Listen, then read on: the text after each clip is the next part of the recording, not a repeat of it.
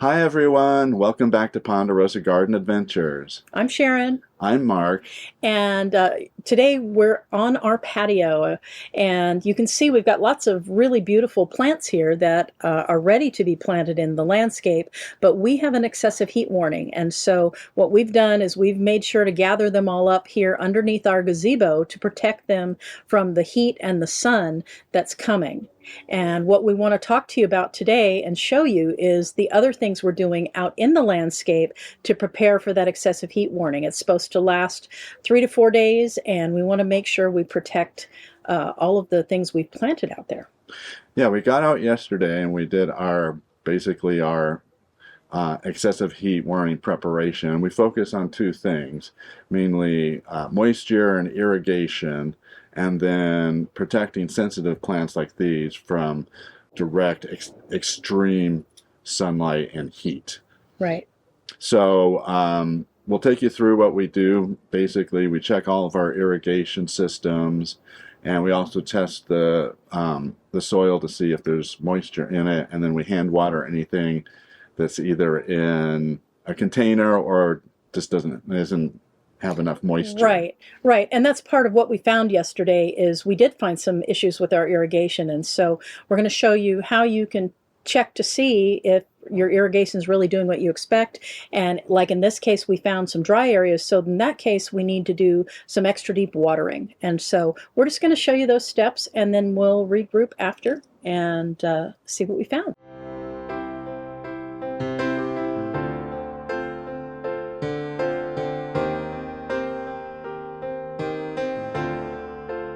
We also have to protect plants that are sensitive. Most plants are pretty drought tolerant, like hedge trees, privets, and roses have those hard waxy leaves that protect it from direct sunlight. But plants like these that have really soft leaves, they're going to get burned, like avocado trees, for example. And these kind of flowering plants are gonna they're They're more damaged. vulnerable. Yeah, they're more Right. vulnerable to the heat. So Right. we bring them under the shade, so at least they don't get the direct sunlight. It's a little bit cooler, and they're less. Also visually we can see them, so we can keep track. If they're starting to look a little sad, we can jump in and give them some extra water. The other thing is we just planted some summer starts, and so we put in some pumpkins, we put in some watermelon and some cantaloupe, and although all of those love the hot weather, we just planted those, so they're vulnerable. Those roots have not taken hold yet, and so we want to make sure, again, we're just taking a good look at the garden and doing everything we can to protect them from this excessive heat. So let us show you the footage, and then we'll talk at the end. Sounds good. Let's go. All right. Most of these have a manual setting, and you can set the number of minutes. Everything looks pretty dry, so let's go like 3 minutes.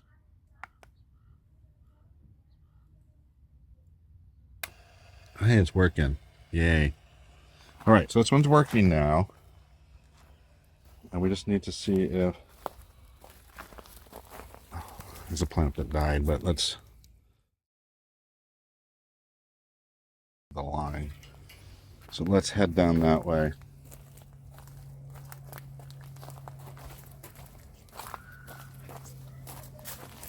Now, is this one on that circuit? Yes. All right. Now, I do not see, unfortunately, I do not see Windsor here. Maybe you have a valve on this one that's turned off. No. There is. Definitely coming from here. Especially in the heat. Well, I hear air coming out, but I don't see any moisture. Easy visual. All right, so here we go. You can see it here. We know these lines are working. And how about these lines over here? This is looking wet. See, the rock is wet. Yeah, but I don't see a lot I of don't see a moisture coming lot. out. I That's think the we don't thing. have good pressure. And it just shut off. That was 3 minutes. So I'm telling you, that's how, and that goes for 5 minutes. So you can see most of these plants are... Let me ask this: how pressure the valve is what it has been? So unless it got shut a little more, if we give it a little more, we're screwed. That's as much as it can move. This way it could be a little more open too. Okay, so what we've got here is we've got a valve that has a broken, the ball valve has a broken handle. So what we really need to do is do a replacement on the ball valve. We're certainly not going to do that today or tomorrow and this week because of the heat warning, but we know we really need to do an upgrade on this circuit. Let's see if we're getting, we're definitely getting moisture further down the line here. We see some dripping right there. Yeah. It's working, this dripper. These are working.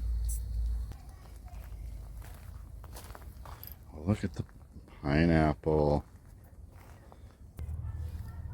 1, 2, 3.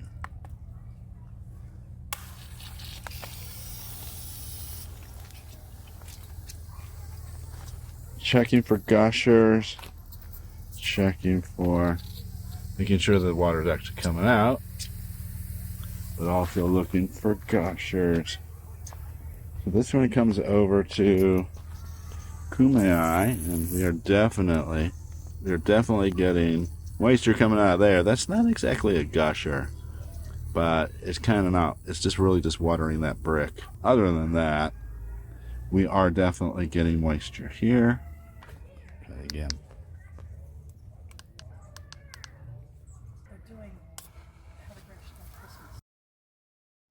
Peppers before Oh, it's definitely coming out. the heat wave. Yeah. What about Corfu? Corfu is getting moisture. Corfu is good to go. I hand watered Charlene and the Vinca. I hand watered the plum.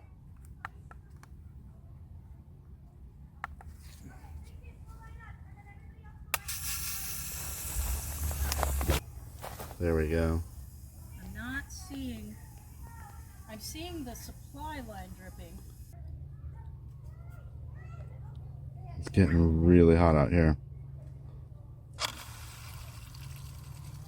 All right, it's running. Oh, this one's going fine, yeah. Pumpkin arch, no problem. Are these guys getting moisture? No, because I don't have the water line set up on this one. Everything's ready to do it. I just didn't get that. We didn't do it because we didn't have anything planted for the season in it. Well, we had a little problem at this station. I went to turn it on manually. It went on, but no water coming out because this spigot here, this valve here, I should say, was turned on. And now there is some water coming, and we had a gusher. There it is. Okay, we have a little gusher here. So all it is that it came out of this little joint here. I just need to bend this over and stick it back in there. But obviously, well, I might be able to do it. Yeah, I can do it with the water running here, but I got that fixed. I see moisture here. I see water coming out. Hard to see. It's just a dribble, but it is coming out. See if the roses. Yes, the roses. Oh, great. Look, see? The roses are getting some moisture. So that's why I make these basins here to catch the water right where it leaks out. We got moisture here. These are kind of only getting on one side though. So yeah, and this one looks good. So yeah, it looks like the front yard is going well. So as regarding the moisture, one of my favorite tools is this 3-way meter, a soil meter that you poke into the soil, poke these 2 probes in, and you can measure one of 3 different, measure moisture, the pH or acidity, or the amount of light. Now, the amount of light is, I guess, pretty much for things like bulbs and stuff that are deep and they care about how much light. Certain plants like azaleas and stuff like a certain acidity in their soil, so that's what the pH is for. So we mostly use the moisture meter, and it really helps. Takes a lot of guesswork out of. Can't just tell by looking at the top of the soil if there's moisture getting all the way down like 6 inches deep. So this will really help with that. So let's check the soil here in Corfu and see how it's doing. It's going to have put the switch over to moisture. Sometimes I have to switch it back and forth to activate it, and then stick it in, and you can see it moving there all the way over to the blue. So there's plenty of moisture. So it looks like the irrigation's working here, and this is going to be, that has plenty of moisture for this upcoming heat wave. Now I'm checking over here in Provence, and I'm seeing not as much moisture. So I think that is the light, and that's the pH. So the moisture is pretty dry. It's way over to the dry. So it looks like we are not getting enough irrigation here, and we need to look into that. But in the meantime, we need to do some hand watering out here, meet the needs for today. Yeah, all the stuff that's in here is really well established, except for those new little sugar baby watermelons. And they already look really happy where they're at. I soaked them really well before I planted them, so the root ball was really wet. The red sails is hanging in there, the lettuce, even through all of this heat. So that's fantastic. Okay, so we're going to go from bed to bed and just check those out and do hand watering where necessary. This looks like it needs to... Let's put some water on there. Get some water from the rain barrel here. There we go. And I put that one up here. Let the excess drip onto the tomato there. Oh, look at the beautiful tomatoes.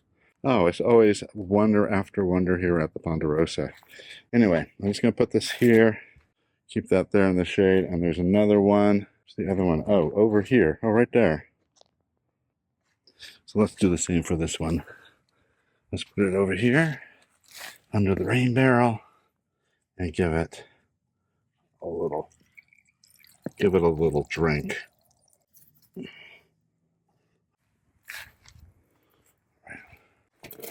Put that over there.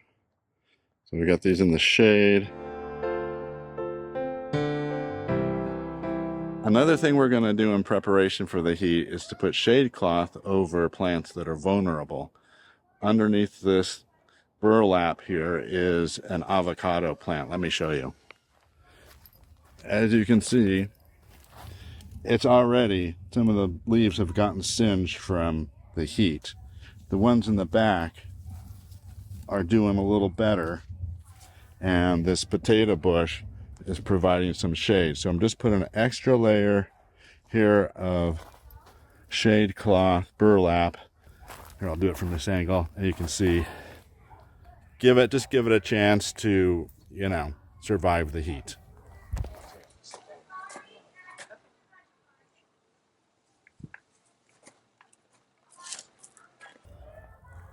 I try to clip it onto the tape section, the hem. Oh, okay. But I can't this time.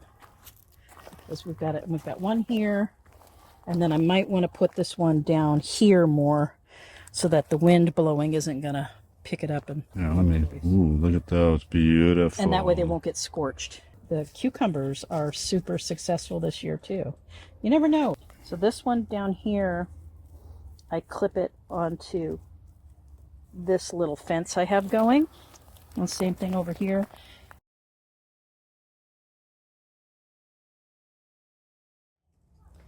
And we have the giant Marconi. I have the shade cloth put on there. It loves the heat, but just as a precaution, since we have an excessive heat warning, I put the shade cloth back on there, and it should be fine.